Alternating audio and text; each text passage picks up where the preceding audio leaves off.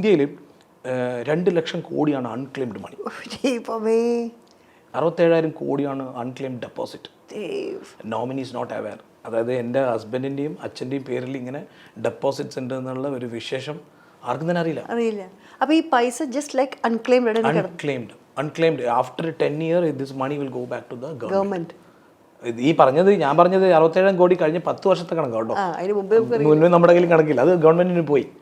അപ്പോൾ ഈ വിഷയം എന്താണെന്ന് പറഞ്ഞു കഴിഞ്ഞാൽ, ഇപ്പം നമ്മളൊരു ബാങ്കിൽ ഒരു FD ഇടുന്നു. ഇപ്പോൾ കുറച്ച് പുതിയ ഫസ്റ്റ് ജനറേഷൻ ബാങ്കുകളൊക്കെ എടുക്കുന്നുണ്ട്.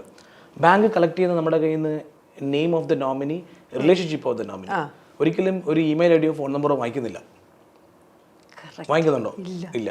അപ്പം ഞാൻ ചോദിക്കട്ടെ, നിങ്ങളൊരു ബാങ്കിൽ നിന്ന് ഒരു ലോൺ എടുത്തു, ഒരു ക്രെഡിറ്റ് കാർഡ് പേയ്മെന്റ് ഡ്യൂ ആയി മിസ്സായി, രാവിലെയും ഉച്ചയ്ക്കും വൈകുന്നേരവും അവർ റിമൈൻഡ് ചെയ്യൂലേ, അടച്ചോ അല്ലേ? അത് അടയ്ക്കുന്നതിന് 5 ദിവസം മുന്നേ റിമൈൻഡ് ചെയ്യും. ഏതെങ്കിലും FD മെച്യൂർ ആയിട്ട് ആരെങ്കിലും വിളിച്ച് പറയുന്നുണ്ട് FD മെച്യൂർ ആയി വന്ന് വാങ്ങിച്ചോന്ന്? ആരോടെ വിളിച്ചു പറയാനാ? അല്ലേ? Nobody inform, right?